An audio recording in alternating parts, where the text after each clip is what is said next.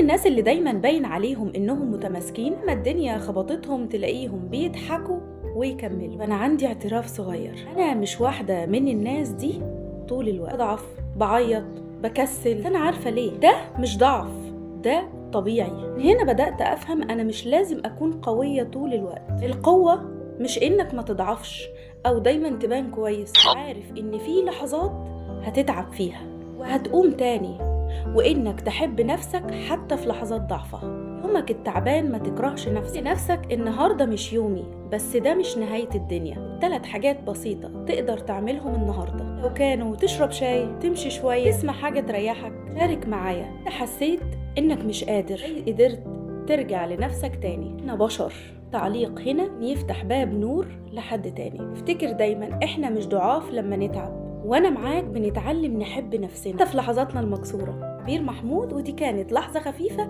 بس جواها معنى كبير.